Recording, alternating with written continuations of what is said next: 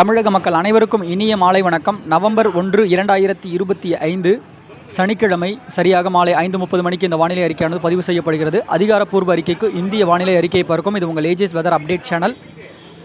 தமிழகம் மற்றும் புதுவையின் வானிலை அமைப்பை பார்க்கும் இந்த வீடியோவை கண்டிப்பாக ஸ்கிப் பண்ணிடாமல் முழுமையாக கேட்டு பயன்பெற அன்போடு கேட்டுக்கொள்கிறேன். இப்போ வெப்பம் தமிழகத்தில் உயர்ந்து காணப்படுகின்ற ஒரு சூழ்நிலையும் மழைப்பொழிவு பெரிதாக இருக்காது. வரக்கூடிய நாட்களில் மழைப்பொழிவு அமையும் என்று நம்ம சொன்ன அடிப்படையில், அதாவது 3 தேதிக்கு மேலே அப்படின்ற எதிர்பார்க்கப்பட்ட மழைப்பொழிவும் 2 அதாவது அதற்கு முன்கூட்டியே ஒரு சில நாட்கள், அதாவது 2ஆம் தேதியே ஏற்படுவதற்கு ஒரு வாய்ப்பும் என்று சொன்ன அடிப்படையில் தற்பொழுது தெற்கு காற்றின் உள்ளீடுகள் மெல்ல ஒரு மழைப்பொழிவை ஏற்றும் அமைப்பாக கடலோரத்தை ஒட்டிய பகுதிகளான டெல்டாவின் முனை, அந்த டெல்டா பகுதிகளின் கரைப்பகுதிகளில் ஏறக்கூடிய ஒரு சூழ்நிலையாக இருந்ததால் ஒரு சில இடங்களில் சில மணி நேரமாக மழை பொழிவாக லேசாக ஒரு துறள் துளின்ற மாதிரி இருந்திருக்க வாய்ப்பு இருந்திருக்கு. இப்போ நாளைக்கு நாம் எதிர்பார்த்தது, முக்கியமாக நம்ம எதிர்பார்த்தது அதாவது வட உள் மாவட்ட பகுதிகளான ஆந்திர எல்லையோர மாவட்டங்களில் ஒரு மழைப்பொழிவு 2ஆம் தேதி தொடங்கக்கூடிய ஒரு மழைப்பொழிவு படிப்படியாக கர்நாடக எல்லையோர மாவட்டங்களும் ஆந்திர எல்லையோர மாவட்டங்களுக்கும் மழைப்பொழிவை தீவிரப்படுத்தி படிப்படியாக கடலோரத்தை ஒட்டிய உட்புற மாவட்டங்களிலும் சரி கடலோர மாவட்டங்களிலும் மழைப்பொழிவு ஏற்படுத்தும் என்று நம்ம ஏற்கனவே சொல்லியிருக்கோம். ஸோ அந்த இதையும் பார்த்திங்கன்னா இந்த வீடியோவில் முழுமையாக கேட்டுருவோம். இப்போ இருக்க வானிலை அமைப்பை நம்ம பார்த்துருவோம். நேற்றைக்கு குஜராத் கரை அருகே, அதாவது குஜராத்திற்கு தென்மேற்கு புறமாக நீடித்த இந்த தீவிர சுழற்சியானது சற்றே வலிமை குறைந்து சுழன்று வருகிறது. அதே வேளையில் வங்கதேசத்தை ஒட்டிய வளிமண்டல சுழற்சியின் மேலே ஒரு நம்ம செயலிழந்த மோந்தா பகுதியின் காற்று சுழற்சி நிலவக்கூடிய ஒரு சூழ்நிலை நம்ம ஏற்கனவே சொல்லியிருக்கோம். இது வடகிழக்கு மாநிலங்களில் போயிட்டு ஒரு மழைப்பொழிவு கொடுத்து கொண்டிருக்கும். அதே வேளையில் மியான்மர் கரை அருகே ஒரு நிகழ்வு நேற்றைக்கு உருவாகிய சூழ்நிலை, அதுவும் அங்கே சுழன்று வரக்கூடிய ஒரு சூழ்நிலை.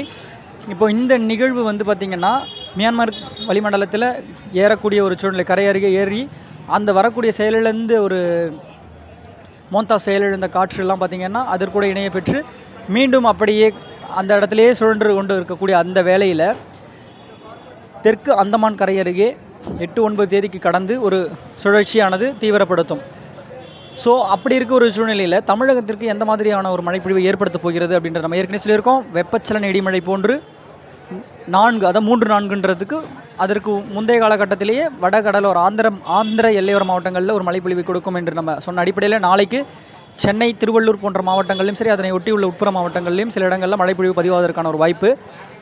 இப்போது இது எதன் காரணமாக அப்படின் பொழுது வடமேற்கு காற்றின் உள்ளீடுகள் வரக்கூடிய ஒரு சூழ்நிலைன்னு சொல்லணும். ஆப்கானிஸ்தான் தரையேறி கடலில் இறங்கி மீண்டும் கர்நாடக அந்த வெப்பமடைந்து மேலெழுந்து வரக்கூடிய அந்த நீராவி காற்றை குளிர்விக்கும் அமைப்பாக தெற்கு காற்றின் கிழக்கு காற்றின் உள்ளீடுகள் எல்லாம் பெற்று நமக்கு ஒரு மழைப்பொழிவை ஏற்படுத்தும் சூழல் இருக்குது.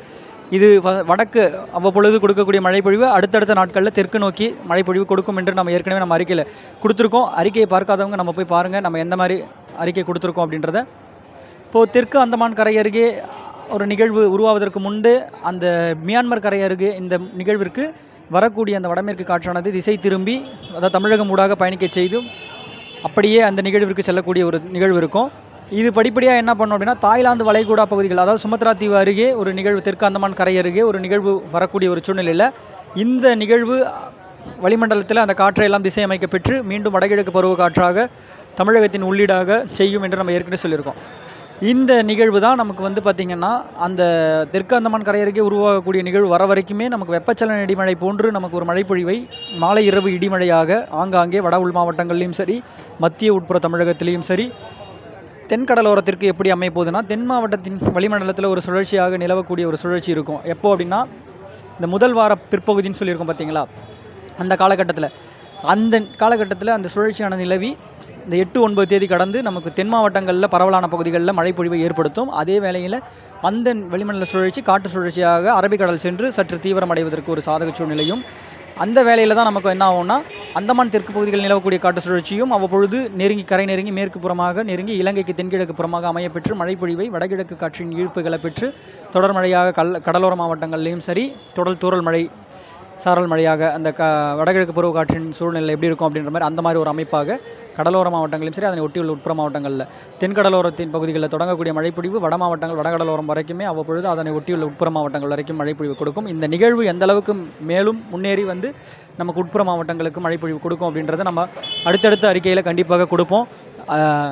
இப்போ இனி வரும் காலகட்டங்கள்னு பார்க்கும்பொழுது இந்த வெப்பம் உயர்ந்து காலப்பட்டாலும் இந்த வெப்பமானது இன்னும் ஓரிரு நாட்கள் இல்லை, இந்த வெப்பச்சலன இடிமழை இருக்கும்பொழுது நமக்கு எப்படி இருக்கும், மாலையில் கடும் வெயிலாகவும் அது காலை வேளையில் கடும் வெயிலாகவும் மாலை வேளையில் நமக்கு மழைப்பொழிவை ஏற்படுத்தி ஆங்காங்கே அப்படின்ற மாதிரி குளிர்விக்க கடற்காற்று உள்ளே நுழையும் பொழுதும் மரங்களால் குளிர்விக்கப்படுகின்ற இடங்களிலும் பார்த்திங்கன்னா ஒரு மழைப்பொழிவை ஏற்படுத்தும். அந்த மாதிரி ஒரு சூழ்நிலை அடுத்து வரக்கூடிய சில நாட்களில் இனிமேல் நாளைக்கு வந்து வடக்கு கோடி மாவட்டங்களான திருவள்ளூர் மாவட்டம், சென்னை மாவட்டங்கள் இப்படி வந்து அது எந்த அளவுக்கு தெற்கு நோக்கி நாளைக்கு கொடுக்க போகுதுன்றது நம்ம அது நாளைக்கு எந்த மாதிரி இருக்கும் அப்படின்றத நம்ம அறிக்கையில் கண்டிப்பாக வழங்குவோம். அதனைத் தொடர்ந்து அடுத்தடுத்த நாட்களில் தெற்கு நோக்கி மழைப்பொழிவு கூடுதல் பரப்பில் அமைப்பாக இருக்கும். டெல்டா மாவட்டங்கள்லேயும் சரி, தென் கடலோரத்தை ஒட்டிய பகுதிகளிலையும் சரி ஆங்காங்கே மழைப்பொழிவு கொடுக்கும். இப்படி உள் மாவட்டங்கள் சேலம், ஈரோடு, நாமக்கல் போன்ற மாவட்டங்கள்லையும் சரி ஆங்காங்கே ஒரு சில இடங்களில் மழைப்பொழிவிற்கு வாய்ப்பும் இருக்கிறது. மதுரை உள்ளிட்ட மாவட்டங்களுக்கும் மழைப்பொழிவு அடுத்தடுத்த வரக்கூடிய நாட்களில் திருச்சி, மதுரை, தஞ்சை, திருவாரூர் போன்ற சில பகுதிகளிலையும் ஆங்காங்கே ஒரு மழைப்பொழிவை ஏற்படுத்தும் அமைப்பு இருக்கிறது. புதுக்கோட்டை, சிவகங்கை இணைமிடம் சொல்லக்கூடிய இதுவே தேவையில்லை. அடுத்தடுத்த நாட்களில் அவங்களுக்கும் தெற்கு நோக்கி முன்னேறி நமக்கு ஒரு மழைப்பொழிவை ஏற்படுத்தும் அமைப்பு இருக்கும். இதில் ஏதாவது ஒரு சிறு மாற்றங்கள் இருந்தாலும் நம்ம சேனலில் உடனுக்குடன் அறிவிக்கின்றோம். வானிலையுடன் இணைந்திருங்கள். நன்றி, வணக்கம்.